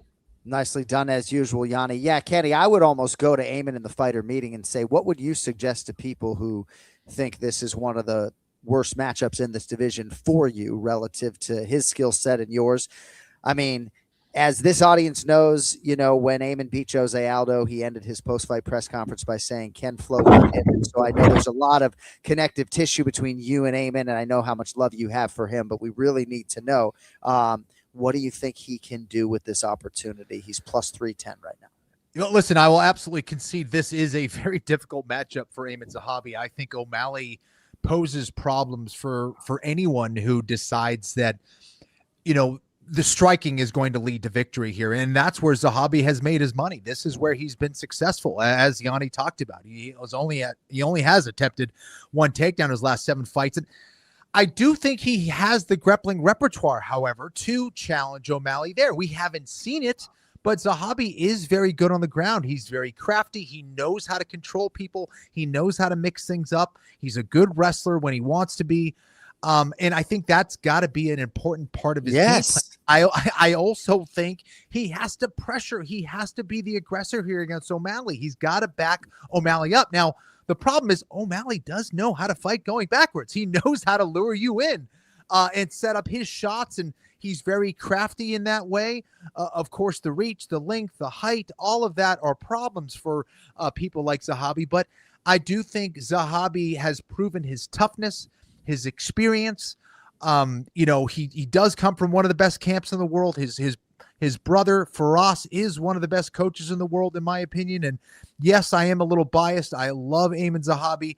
I do think he can get it done here. I don't think it's going to be easy, but I do think there is a path to victory as far as winning rounds and choosing when to get aggressive and when not to be. And O'Malley hasn't had a finish in a little while. It's been a few years. It was against Aljo, of course. But I think now is kind of the right time to fight someone like Sean O'Malley if you're going to get an upset. So I think Zahabi likes being in this spot as the underdog. And by the way, if you do like Sean O'Malley, that minus 395, as Yanni well knows, is gone. He's now minus 440 and climbing. Amin Zahabi is plus 340. So somebody tell that ass licker Ray Longo that Zahabi can be had at plus 340 right now if he's so inclined. All right. Interim heavyweight championship. Cyril Gane minus 118 or so, taking on Alex Pereira, who is minus 102. So Pereira, the slight underdog right now as of this taping, about a week out from the fight. So Gane back for the first time, Yanni, since the eye poke incident against Tommy Aspinall last October. Had 2 straight wins going into that one. So John Jones, last man to beat Cyril Gane. That was more than 3 years ago, and now he will try to prevent the vaunted Poatan from becoming the UFC's first 3-division champion. Who do you like in the heavyweight division? Interim title on the line, Yanni. I just wish that we wouldn't have got that few minutes of Gane and Aspinall, because I'd be getting a great price on Gane, an even better price than I'm getting right now. Gane should be the rightful favorite in this spot. Whether Pereira wins this fight or not is irrelevant. I'm very confident I'm placing a solid bet, good EV on Cyril Gane in this spot. I mean, bottom line, he suffered 2 losses, and who are those 2? Jones and Ngannou. I don't know how Pereira would fare against either of those, number one. So, again, I give him credit there. Number 2, I know how dangerous Pereira is, but this is, again, you're moving up. He's going from middleweight to light heavyweight to heavyweight. That's a big ask. That's a big ask. And to not be an underdog in that spot, like Right. you're going out Right. on the risk. You haven't seen him fight at this weight class yet. You don't know how he's going to perform. And to not get plus money on that, it doesn't make sense to me. It's because Cyril Gane has never really gotten the love of the fans or the respect at the betting window. But all he's done is gone 10-1 as a favorite. He's survived some of the most dangerous strikers like Lewis, Ngannou, Tuivasa, Rosenstruck. I know Tuivasa rocked him a little bit, but that happens. The bottom line is he's never been knocked out. Again, Jones got the sub. Yeah. But he's definitely got a chin. And with Pereira, we still have to see how's he going to perform with all that added weight at that weight class. Like his size was an advantage for him in those smaller weight classes, having to cut down like that. I don't think he's going to be the bigger man against Gane. We're going to see how does he react to that. I've saw Izzy knock him out. It's not as if everybody acts like Gane can't get the knockout, as if he could only win this by decision and avoid the Pereira shot. Again, they're heavyweights, man. They all pack a punch. They could all land the knockout. So for me, I think there's a ton of value on the Gane side, the most respectable strength of schedule you can get. The data, there's nothing like negative. I don't see any real negative disadvantages on the Gane side. Again, I don't see where Pereira has all the edges except in the narrative. And what he's done is phenomenal. Love it. But with that said, I think there's a ton of betting line value on Cyril Gane. Yeah. And win or lose, I do think that's the right side. I love him in the spot. I like the angle. And Kenny, I think regardless of which way you go, it's hard to argue against that thesis statement that Cyril Gane, based upon the heavyweight experience and body of work, is the rightful betting favorite. This November will be Pereira's 5-year anniversary as a UFC fighter. It's remarkable what he has done.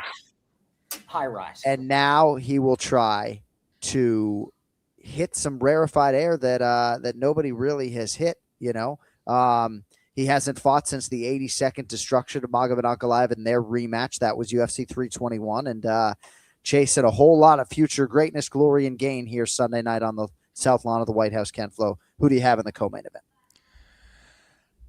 Such an interesting fight. Such an interesting fight. I've watched a lot of video of both of these guys to really figure out which way I'm going to go. And, the more I watch, the more convicted I get in my choice. And it's crazy because I am such a huge fan of Alex Pereira, and what he has accomplished is just insane.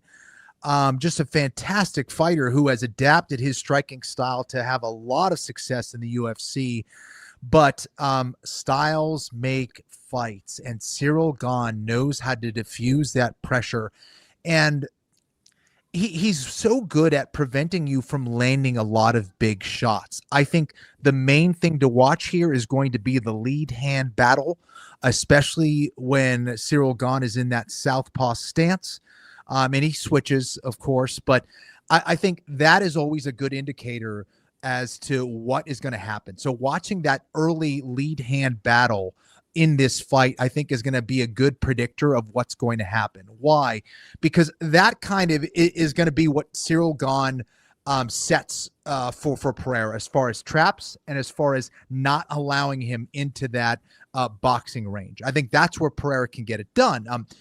The other thing that makes Pereira so devastating at 205, at 185, is his size. And this is a fight where he's not going to be able to bully the guy across from him. Cyril Gane is a proper heavyweight. This guy is big. It's one thing to walk around 230, 235. It's yet another thing when you are, a huge heavyweight. Cyril Gane is definitely that. The problem also is this guy can move. He's not just this plodding heavyweight fighter who just stands and bangs. If that was the case, I'd be like, Pereira, all of my money, here you go. Cyril Gane does not play that game. He's going to make Pereira work for it.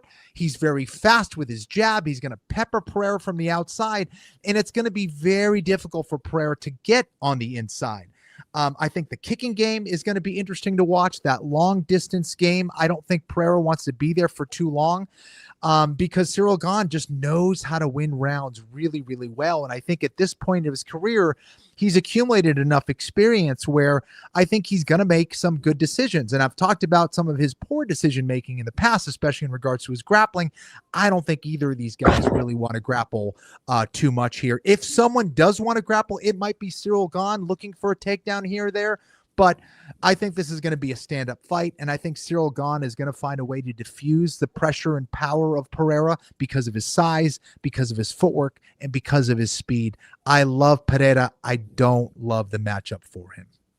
All right, both guys pretty convicted on Cyril Gane, minus 115 right now. We'll see where the number closes, likely north of that. All right, undisputed lightweight championship, Ilia Topuria, minus 575. Justin Gaethje, plus 425. Topuria 17-0, Gianni, making the first defense of his lightweight title and doing so as a near 6-1 favorite against the credentialed Justin Gaethje. Talk to me on the main event, Gianni. Ilia's been perfect to date, more or less. I mean, other than the Jai Herbert showing that he can get cracked, he's done everything right. He's coming in off 7 finishes and 9 fights, 6 straight bonuses.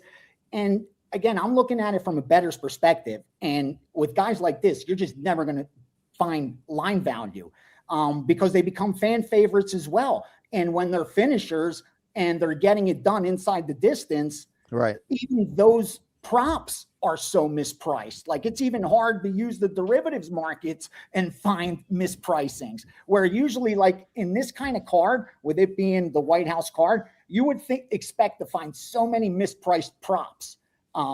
And you know, that's what's usually going to happen with a card like this. And hopefully with props coming out, that's how we're going to have to look at a fight like this if you're going to bet the Topuria side, because I just think it's too chalky. Justin's just too dangerous. He just has way too much experience, and he's performed too well as an underdog. That's the bottom line. He's been lined 10 times. He closed as the betting underdog in the UFC. 7 of those times, he proved myself and every other bettor out there wrong by getting them back to the window. 7 out of 10 times as the dog, he won. So he's very dangerous in this spot. You're going to fade him. You have to have a ton of conviction. Now, on the Ilia side, I'm sure if you're betting him, you have a ton of conviction. How can you not? On paper, he's done everything right. But this is a fight, and there's just too much randomness, like too many ways to lose. Too much could go wrong to lay such heavy chalk against someone with the experience of Justin Gaethje, with the skill set of Justin Gaethje. I don't think, other than can he physically do it, I don't think Ilia is going to bring much in there that Gaethje hasn't seen. Like, Kenny, what are you going to bring in that Kenny hasn't seen? It's can you physically do it now? You know, at that point, you're not going to bring nothing in that Gaethje hasn't seen. And I think, again, I'm hoping this line goes back up higher, and I'm going to sprinkle something on Gaethje. Yeah. Again, I expect Ilia to get it done. And when I saw the round total at 1.5, that was a telling sign. It's probably going to be a quick finish. That surprised me with the 1.5 round total. And I didn't see a bunch of sharp money come in over right away. Instead, it was opposite, a little under money. Kind of tells me if it's a quick fight, probably in the favor of Ilia, right? So, yeah, I'm not in any rush to get to the window, but it's dog or pass for me. Yeah. And I expect Ilia to win. Minus 600s usually do. Right. But I'm in no I wouldn't bet it. Like, I don't think there's EV there. Like, if you're laying 600, he's got to win that fight 85% of the time for you to break even. So you have to conclude he wins 9 out of 10 times to say you have an edge. I don't know. I don't know if he beats Gaethje 9 out of 10 times. Yeah. I don't know. I think it may be near there, but I don't have that conviction to lay it. And there's no room for error when you're laying chalk like that. I kind of like the over 7.5 minutes, though. I'll tell you, over a round and a half. You know, it makes sense to me. Yeah. Kenny, the floor is yours. Ilia Topuria minus 575 down to minus 535 on the live line. Justin Gaethje plus 400. I would certainly suggest to people shopping a price on the Gaethje side, right? Get plus 530 depending on where you're looking. But Kenny, we need a pick, so fire away. You know, Gaethje is in such a great spot in a lot of ways because of everything that's leading up to this fight. I also think he's a guy that he shines brightest when the lights are brightest. He has quite the opportunity here against Ilia Topuria.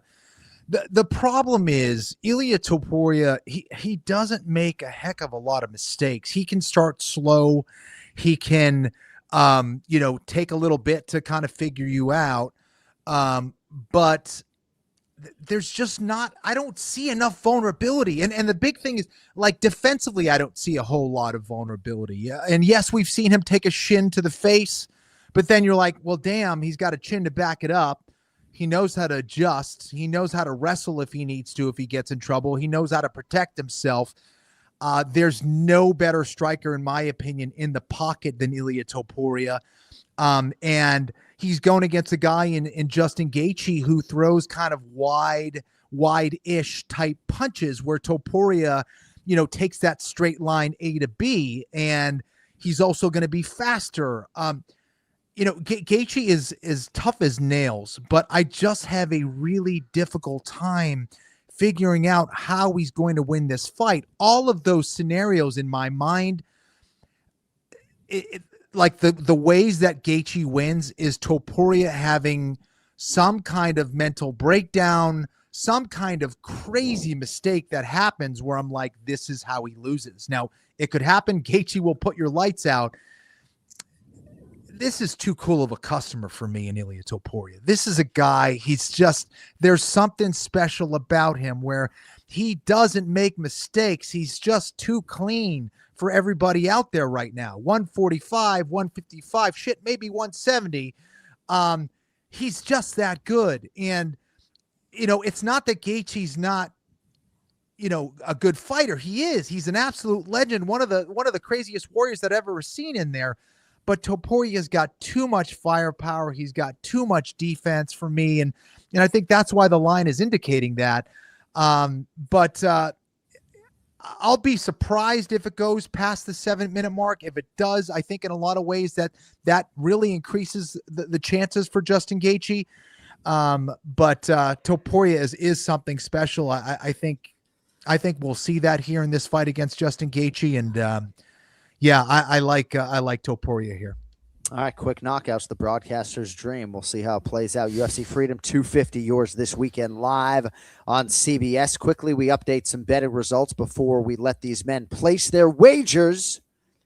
And you're going to want to tune in. They each have $3,000 to spend this weekend. But Gianni the Greek, through 3 events with us here on the program, has yielded almost $2,300. So $9,000 wagered for Gianni, 25.5% return on investment. So, with that being said, Gianni, it's a big fight card, $3,000 to spend. All 7 fights are at your disposal. Which way we go? Listen, I do it for real, and I grind with you for real. Yeah. Like I don't get creative and do the crazy same parlays and all that. If you're giving me $3,000 to make as much money as I can, I'm going to place the best bets I possibly can, and be profitable. That's the goal. So the biggest bet I'm going to place is on Josh Hokett. I'm going to lay $1,380 to win $400 on Josh Hokett. I'm not even going to get creative. You could bet him inside distance minus 210. I'll have that ticket in my pocket as well. But I have no problem laying this kind of chalk if I know I'm getting the best of it. Again, if you're going to use them in a like I don't like when I hear on sports betting shows guys use the term, I'm going to use them in a parlay for value. Like it doesn't add value to put him in a parlay. If you can't straight bet him, if you don't offer value straight, he sure as hell doesn't offer it in a parlay. Right. You know what I mean? That's not going to help you. It's not value as a straight bet. I never understood that. So we're going to fire straight on Hokett. He took a bunch of the bankroll, but it's more than worth it. And again, even putting up 1380 to win 400, that's like 25-30% return on investment. If your stockbroker made you 30% return on investment a year, you'd let him babysit your kids. You'd invite him over for dinner. You'd love the guy. So again, I'll take it. And then I'm going to bet O'Malley. Chalky again. I have no problem laying it. All day I'll lay it. 1185 to win 300. Straight bets on O'Malley. So I'm putting 1380 to win 400 on Hokett. 1185 to win 300 on O'Malley. And I'm going to bet 354 to win 300 on Gane at minus 118. So Cyril Gane to win 300. So I'm looking to win 400 on Hokett, 300 on O'Malley, 300 on Gane, and that leaves me $81. I'm going to tie those 3 up, and add Steve Garcia for an $81 four-fighter parlay, which pays $490. So that's Hokit, O'Malley, Gane, Garcia, $81. We'll let the 81. We'll go for the parlay.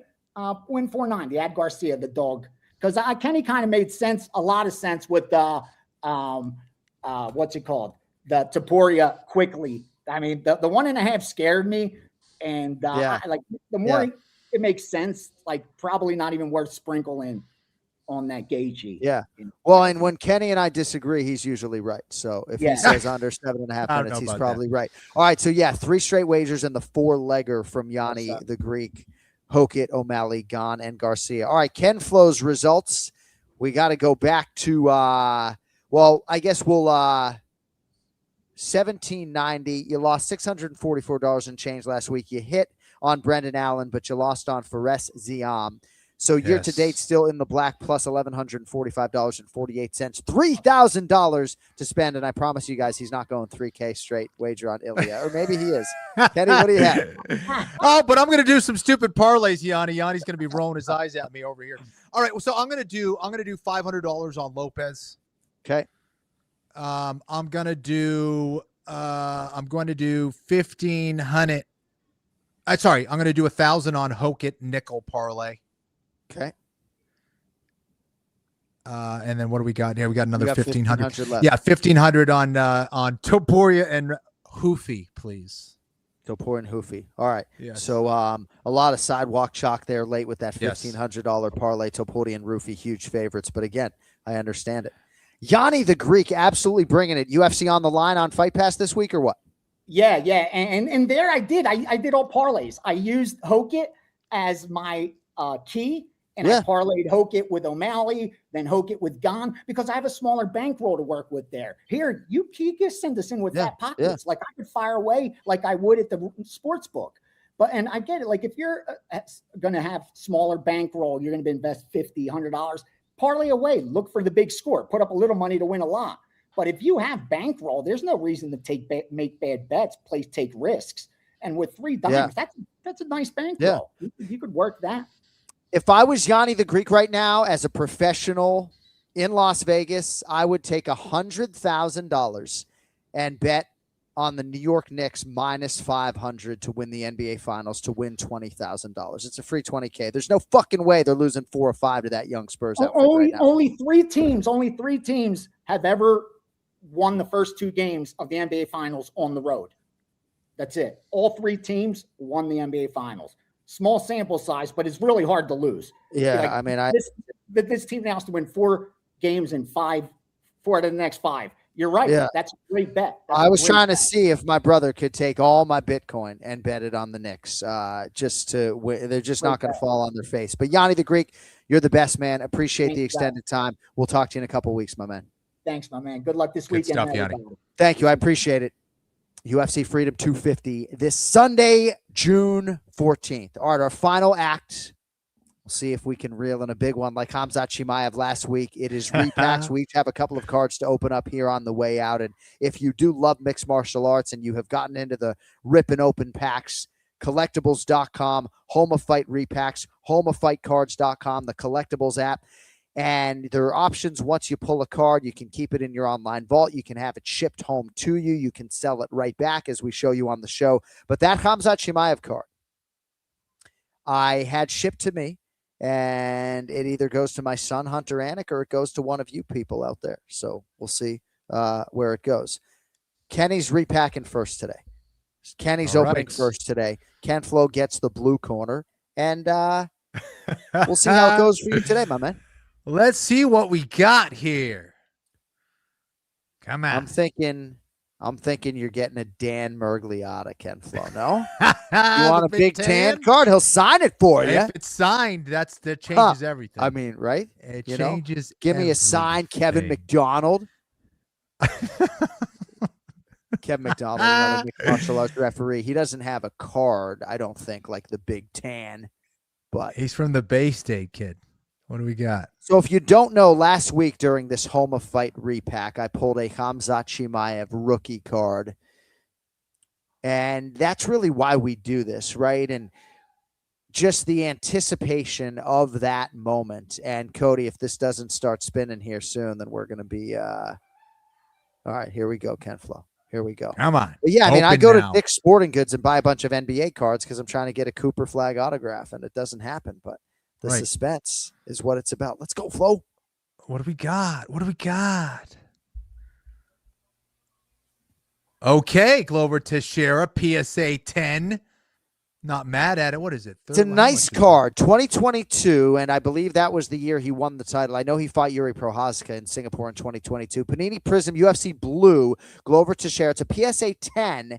They're offering you back $39. It's a nice blue card. I mean, I don't know, Ken Flo. I don't know. You know what? I'm going to keep it. I'm going to keep it, and then maybe one of our listeners get it. You know? Amazing. That's a good decision to vault that thing. And I don't live too far from Danbury, Connecticut. Maybe we could have Glover sign that thing. Yeah. All right. Good egg. What do we got? Here we go. Ken Flo's second Home of Fight repack. Again, these are $60, but oftentimes you're getting a buyback offer north of that. So you're making money instantly. All right. All right. It's being ripped open. And a Stipe Miocic. Okay. Ooh, this is a good card. All right, 2025 Topps Midnight UFC Glimmer Graphs. Stipe Miocic autograph PSA 9. They're offering you back $79, but we have a rule on the show. We keep all autograph cards. Ken Flo, a Stipe auto? I'll take it, dude. I'm going to keep that for sure. Let's go. We'll say my son's name on the air. We won't say Kenny's son's name on the air necessarily, but Ken Flo, that might be one for the A-man, you know? Yeah. Yeah. Stipe autograph. I think you're right.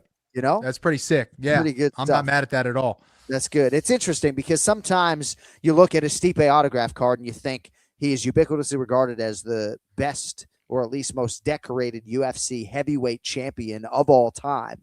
And it's signed. Why is it only $80 and not $800? It's a PSA 9 and not 10. Maybe that has something to do with it. All right, here we go. Notice my cash balance is next to nothing. But we got some XPR, as they say. I'm feeling lucky.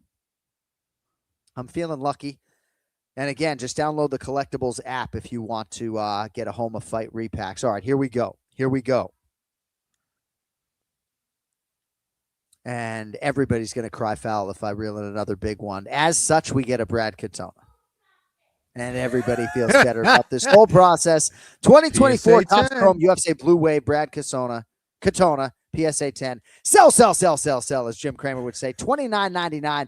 So I'm getting $27 back, right? So I lost $33 on that exchange. And, we're just going to lick our wounds and we're going to buy again. And this is what happens. I sit in this application all afternoon and I forget to pick up my kids at daycare. No, I'm just kidding. No more daycare. All right, here we go. Final initiative of the show today. And thanks to everybody joining us live for 2 hours here for the UFC Freedom 250 preview. All right. 2023 Panini Select UFC Rookie Signatures. Kyler Phillips, purple PSA 10. They're offering me back more than I paid for it, but it's a Kyler Phillips autograph, so we're going to throw that one in the vault, and we're going to give that away to a fine listener of the Anik Florian podcast. All right. I can't wait to hit the pavement and not go wheels up, right? We're driving to D.C. Tuesday. So many things planned for you folks. A lot of behind-the-scenes content on my Instagram as well. And thank you all for supporting the show, for supporting the UFC, and we're just excited to bring you 7 huge live fights this weekend. Thanks to Longo. Thanks to RJ Clifford. Of course, Gianni the Greek, Cody Mero, Nate Bronson, and our entire All the Smoke Fight team. Jason Anik behind the scenes on the P's and Q's as well. We will be back with you at some point on Monday, June 15th. I'm driving back from D.C. after the show, so I don't know exactly when it will be, but we will be with you Monday to recap UFC Freedom 250. With that, for Ken Flo, I'm John Anik. Thanks for watching and listening. We'll talk to you in a week. Until then, you'll later.